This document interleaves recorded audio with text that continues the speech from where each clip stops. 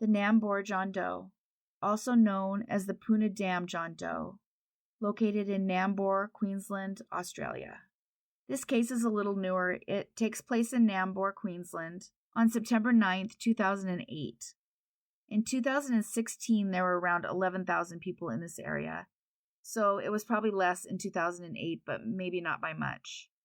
A man was found in the spillway off of the Poona Dam. And for those like me that don't know what a spillway is, according to Wikipedia, it's a structure that is meant to provide controlled release of water downstream from a dam or a levee.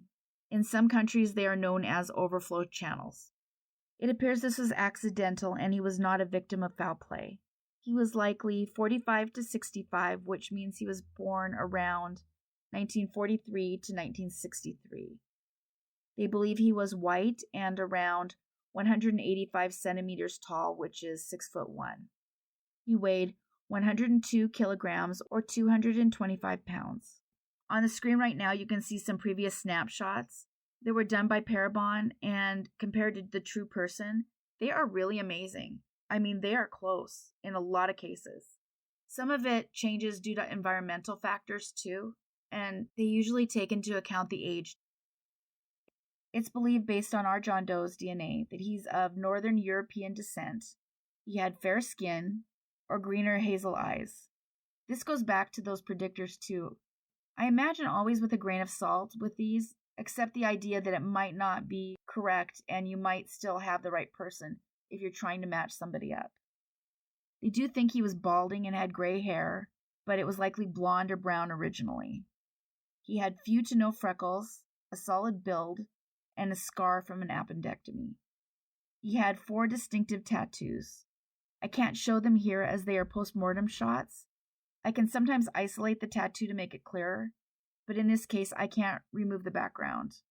So my apologies, but the link is found in the description below. The exception for that is if you're watching this on a compilation video that I would do later. It's too much text for YouTube and I can't do those links on those, so you'll have to go back to the individual episodes. The tattoos themselves are an eagle on the left shoulder, a Native American headdress on the right. He had a warrior or a gnome also on his right shoulder, as well as a shark on one of his upper arms. He had an open wallet near his body with nothing in it but a card that said, "Have a nice day," with a smiley face.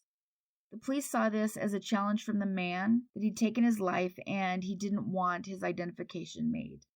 But of course, someone else could have done that for the same purpose.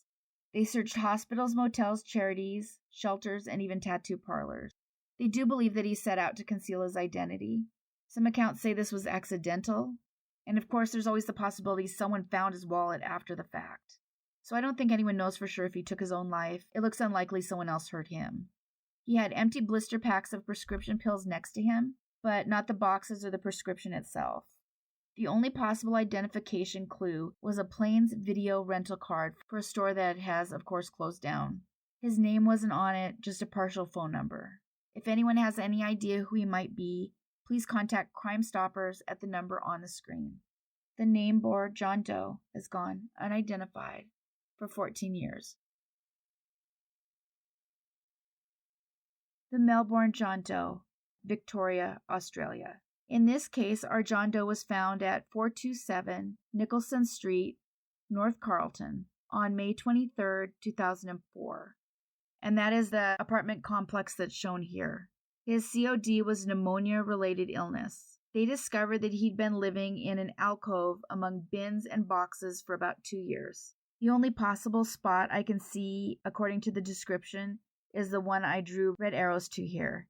They said he would leave early on a city-bound tram at 9:30 every morning and return each night around 6:30 p.m. When he arrived, he would always clean leaves or other debris from the driveway in the apartment area, which I believe must be the photo I've added here. It's possible there are driveways on the other side, but I don't think that there are. This specific area is off the alley. It appears he was perhaps trying to do his part and be neighborly in order to stay in the alcove. It doesn't appear he bothered anyone or that anyone was reporting him. Whatever he had going on, people would greet him, but he either couldn't or didn't speak. They ran his prints and went door to door, and they resorted to the media, but nothing ever turned up on his name. I am curious if any Australians are watching this about what services are provided for people without homes or people with mental illnesses. I understand the system here because I actually worked within it. I have no idea what the situation would be in Victoria or Australia as a whole. I'm curious if he could have gotten help had he wanted it. I just don't know what kind of supports are in place there. This case itself makes me sad. He was in his 70s. It had to be rough to live outside. Though I find myself being really impressed with the neighbors that allowed him to live where he was. It sounds like he did his best not to bother them, and they in turn let him live his life. The man himself was short of stature, around 160 centimeters tall, which is 5'3", and despite the depiction here of him with a beard, it says he was clean-shaven. He was wearing a brown leather jacket.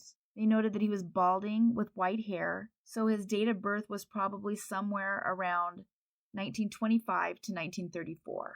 If you have any idea who he was, call the number on the screen. The Melbourne John Doe has gone unidentified for 18 years. If you are at all interested in helping crowdfund John and Jane Doe cases, I've provided links to the DNA Doe Project and DNA Solves below. Both of those allow you to pick the cases you help fund.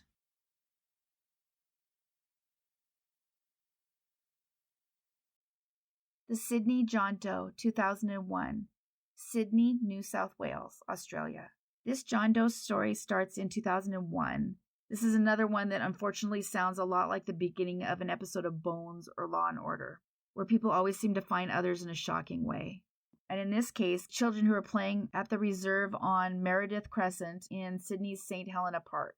A child would accidentally trip over a skull and then bring it home to his parents, probably not believing it was real or what it appeared to be. Thankfully, however, they did the right thing and they called the police, who then returned to the area to look for the rest of the man. They believe he was around 166 to 174 centimeters, which is probably 5'5" to 5'8". He was probably 35 to 45. So the biggest surprise is that the post-mortem interval is likely 16 to 21 years. He'd been there quite a while. It's important to remember these are always estimates, but if they're right, he would have gone missing around 1980 to 1985, which would then push his date of birth back to around 1935 to 1950. They also uncovered a gold bracelet and evidence of foul play in the form of what I'll just call a metal casing, since I don't know what I can get away with saying on YouTube. It does sound like there were actually multiple found. They also found some men's clothing, but there's not any official COD. They did multiple analysis of his remains and made inquiries, but so far were unable to uncover any new information or clues as to who he was. They eventually submitted his remains for DNA, which concluded he had dark brown or black hair, brown eyes, and that he was of South Asian and Middle Eastern mixed ancestry. After reading this, I was a little surprised at the depiction. However, they do note that his heritage might not have been obvious to others in his physical appearance. The authorities have asked people who have a friend or a loved one who went missing around 1980 to contact Crime Stoppers at the phone number listed or through their website. The Sydney John Doe 2001 has gone unidentified for 22 years. His family, however, has likely been missing him for as many as 43 years.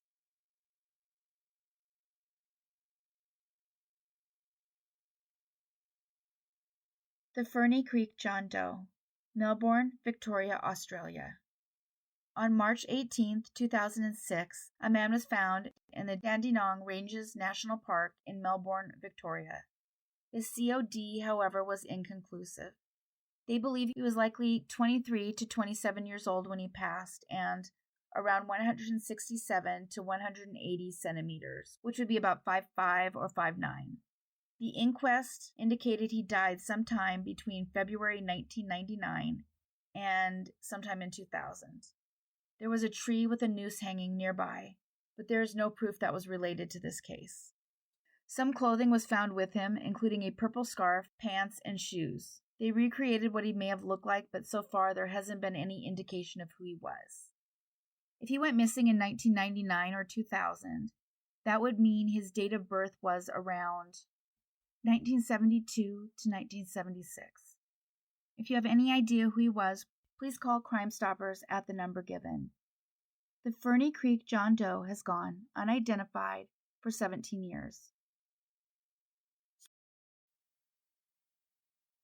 Huge thanks for watching all the way to the end, and a big thanks to all of you who consistently like and comment on the videos. Whether you leave a full comment or an emoji, it makes a huge difference. So if you consistently watch my videos, maybe take a moment to subscribe. It's a huge push toward the videos being suggested to new people.